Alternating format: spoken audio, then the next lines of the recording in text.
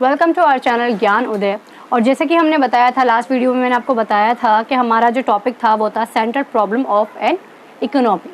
तो उस वाली वीडियो में हमने व्हाट टू प्रोड्यूस की जो प्रॉब्लम थी सेंट्रल में, वो उसको डिफाइन किया था। नाउ हमारे पास दूसरी प्रॉब्लम है जिसको हम बोलते हैं how to produce, and third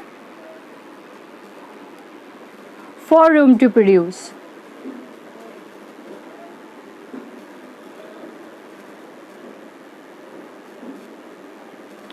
तो हम पहले लेते हैं how to produce. Actually how to produce का हिंदी अनुवाद होता है कि कैसे उत्पादन करें। हमारी 3 सेंट्रल प्रॉब्लम थी। एक बार मैं थोड़ा सा आपको पुरानी वाली का बता देती हूँ कि हमने ये चीज़ देखी कि किसी भी इकोनॉमी के अंदर जो 3 प्रॉब्लम्स होती हैं वो क्या होती हैं। पहली होती है व्हाट टू प्रोड्यूस, दूसरी होती है हाउ टू प्रोड्यूस, और तीसरी होती है फॉर रूम टू प्रोड्यूस, यानी कि क्या उत्पादन करें, कैसे उत्पादन करें और किसके लिए उत्पादन करें। और मैंने आपको ये भी बता दिया था कि ये प्रॉब्लम्स अराइज क्यों होती क्यों है, स्कार्सिटी की वजह से, क्योंकि दुर्लभता की वजह से, संसाधनों की कमी की वजह से ये प्रॉब्लम किसी भी स्टेट के लिए अराइज हो जाती है। तो वहीं हमारी प्रॉब्लम है हाउ टू प्रोड्यूस, कैसे उत्पादन करें। अब देखिए हम इसको कैसे, जो सेंट्रल है उसको किस तरीके से देखता है, कैसे इसकी प्रॉब्लम्स को सॉल्व करने की कोशिश करता है। तो हाउ टू प्रोड्यूस में हमारे पास 2 टेक्निक होती है। एक्चुअली कोई भी चीज़ जब हम बनाते हैं तो हमें ये देखना होता है कि उसे बनाना कैसे, ये कौन सी टेक्निक यूज़ करनी है, कितना मटेरियल यूज़ करना है, कैसे यूज़ करना है, कितनी इसकी कॉस्ट रहनी चाहिए, फिर हमें प्रॉफिट कितना मिले, ये सारी चीज़ें हमारे लिए देखनी होती हैं। तो वहीं हाउ टू प्रोड्यूस, कैसे उत्पादन करें में भी हमारे पास 2 टेक्निक होती हैं। पहली टेक्निक होती है हमारी लेबर इंटेंसिव टेक्निक, दूसरी टेक्निक होती है हमारी कैपिटल इंटेंसिव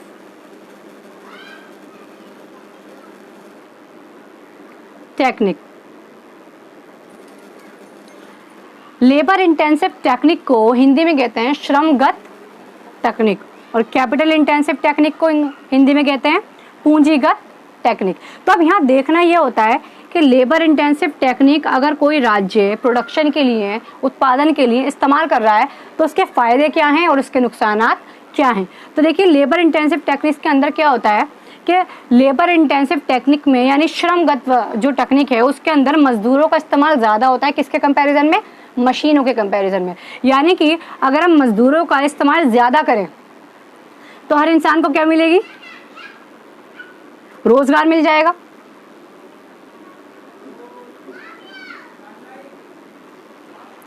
हर इंसान को रोजगार मिलेगा। अब क्या होगा कि अब जैसे कि अगर कोई भी राज्य अपना प्रोडक्शन किससे करवा रहा है, कोई भी राज्य अपना प्रोडक्शन किससे करवा रहा है, लेबर से करवा रहा है, तो हर किसी को रोजगार मिल गया। तो एक फायदा हो गया हमारे पास कि मतलब हमारे जो अनएम्प्लॉयमेंट है वो क्या हो जाएगी? कम हो जाएगी। हमारी अनएम्प्लॉयमेंट कम हो जाएगी, तो एक फायदा हुआ। लेकिन एक नुकसान हुआ, क्या कि जब मजदूर काम करते हैं तो एफिशिएंसी जो होती है, किसी भी चीज़ की जो क्वालिटी होती है वो इतनी अच्छी नहीं आती। क्यों? क्योंकि मैंने उसको किसी और तरीके से बनाया और किसी और ने किसी और तरीके से बनाया। तो मतलब मान लो एक प्याला भी अगर हम बना रहे हैं और हम उसे हाथ से बना रहे हैं तो हम ये नहीं कह सकते कि उनमें एफिशिएंसी होगी, मतलब उनमें बिल्कुल एकता होगी, समरूपता होगी, ऐसा नहीं हो सकता। थोड़ी सी कहीं ना कहीं कोई ना कोई प्रॉब्लम होगी। अब लेकिन फिर भी हम यह बात करें कि अगर हमारी जो सेंट्रल प्रॉब्लम्स है हाउ टू प्रोड्यूस, इसको सॉल्व करने के पास लिए हमारे पास 2 टेक्निक्स हैं। तो अगर हम लेबर इंटेंसिव टेक्निक का इस्तेमाल करते हैं तो ज़्यादा इस्तेमाल हम किसका कर रहे हैं? लेबर्स का, यानी मजदूरों का, और कम इस्तेमाल किसका कर रहे हैं? कैपिटल्स का, यानी मशीनों का। तो भाई लोगों को रोजगार मिलेगा। जब रोजगार मिलेगा तो उनका विकास होगा। एक फायदा हो गया कि उनका विकास हुआ, दूसरा फायदा हो गया उनको रोजगार भी मिल गया। ठीक है, अब ये हो गया फायदा। लेकिन ये थोड़ा ज़्यादा खर्चीला हो सकता है। क्यों?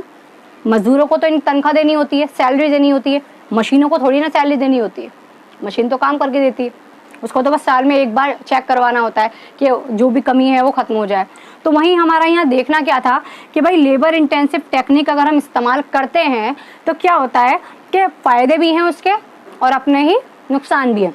वहीं कैपिटल इंटेंसिव टेक्निक अगर हम यूज़ करते हैं तो मशीनों का जब हम इस्तेमाल करते हैं तो क्या होता है? एफिशिएंसी बढ़ती है। क्यों? क्योंकि मशीनें जो हैं हर काम एक्यूरेटली करेंगी, क्योंकि उनमें तो गड़बड़ नहीं हो सकती, वो अलग अलग हाथ का काम नहीं है, वो हैंडीक्राफ्ट नहीं है। तो मशीनें कैसा काम करेंगी, मशीनें तो बिल्कुल एक्यूरेट काम करेंगी, एफिशिएंसी होगी हमारे काम में, और लेस भी होगा, कॉस्ट भी कम लगेगी। क्यों लगेगी कॉस्ट कम? क्योंकि मशीनों को सैलरी नहीं देनी होती है।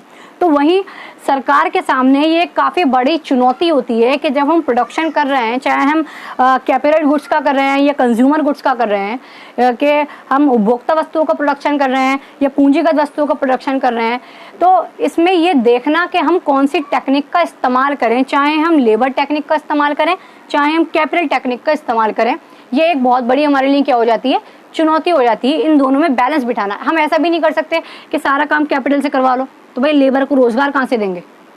और अगर हम ऐसा करें कि लेबर से ही करवाएंगे तो भाई हमारी जो एफिशिएंसी है, मशीनरी है, उसका क्या होगा? कोई भी देश विकसित कब कहलाया जाता है? जब वहाँ मशीनरी अच्छी हो, जब वहाँ एफिशिएंसी हो, क्वालिटी हो, तभी तो वहाँ पे हम हर चीज़ को अच्छा कहते हैं कि भाई काफ़ी तरक्की वाला देश है।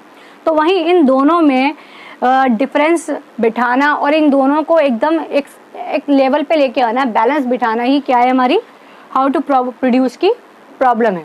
ठीक है, अब हमारी थर्ड प्रॉब्लम आती है for whom to produce. Actually ये सबसे ज़्यादा मोस्ट इंपॉर्टेंट प्रॉब्लम है। जैसे बाकी सारी प्रॉब्लम बहुत ज़्यादा मोस्ट इंपॉर्टेंट है, पर ये बहुत ज़्यादा इंपॉर्टेंट है। रीज़न क्यों? क्योंकि हमें यहाँ पर ये देखना होता है कि चलो हमने ये भी डिसाइड कर लिया कि क्या प्रोड्यूस करना है, क्या प्रोडक्शन करना है, हमने ये भी डिसाइड कर लिया कि कैसे प्रोडक्शन करना है। हम ये दोनों प्रॉब्लम से क्या हो गए, सेटिस्फाइड हो गए, हमने अपने आप को सोच लिया भाई ऐसे ऐसे करके करना है। लेकिन अब प्रॉब्लम आती है कि जो प्रोडक्शन हम कर रहे हैं वो करना किसके लिए? गरीबों के लिए या अमीरों के लिए? अब ऐसा तो है नहीं कि गरीब लोग खाना नहीं खाते या अमीर लोग ज़्यादा खाना खाते हैं, ऐसा तो कुछ नहीं है। तो ये एक बहुत बड़ी प्रॉब्लम आ जाती है कि भाई हम ज़्यादा कौन सी चीज़ किसके लिए बनाएं। अब जैसे कि आप सब लोग ये वाली चीज़ अच्छे जानते हैं कि अगर किसी देश में कैपिटलिज्म होता है, पूंजीवाद, तो क्या होता है, उस देश में अमीरों के लिए सामान बनाया जाता है और उसमें एफिशिएंसी होती है, क्वालिटी होती है।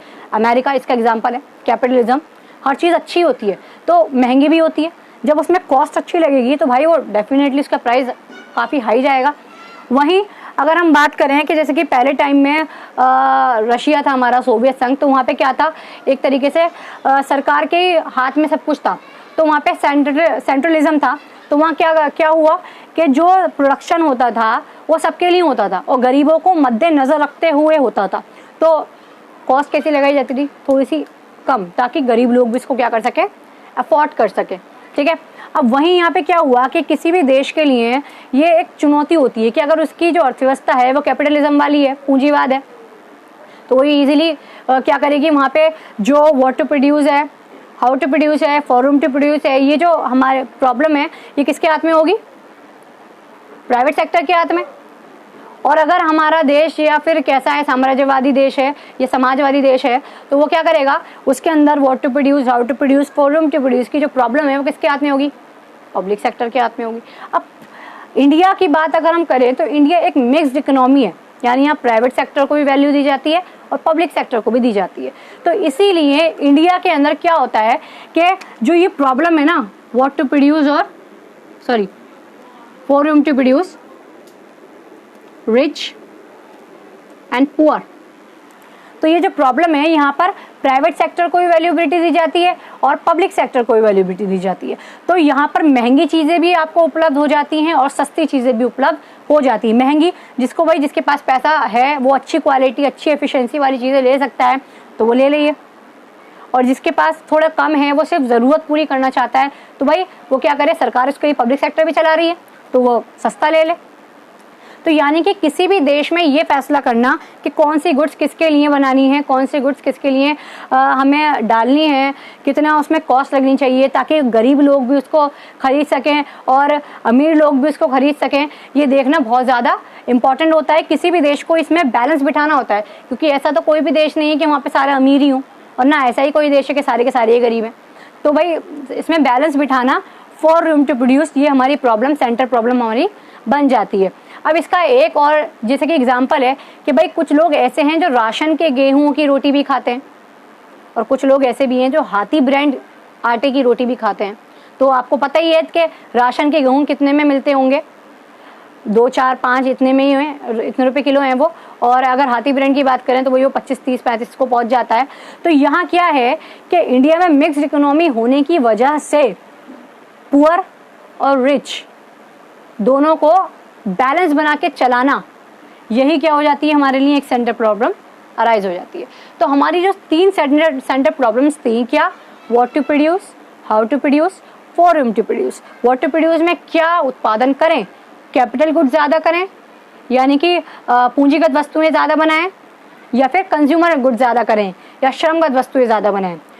और हाउ टू प्रोड्यूस में कैसे उत्पादन करें, कि मतलब लेबर इंटेंसिव टेक्निक ज़्यादा लें, श्रमगत तकनीक ज़्यादा लें, या कैपिटल इंटेंसिव टेक्निक ज़्यादा लें, कि जो है अपने पूंजीगत तकनीक ज़्यादा लें।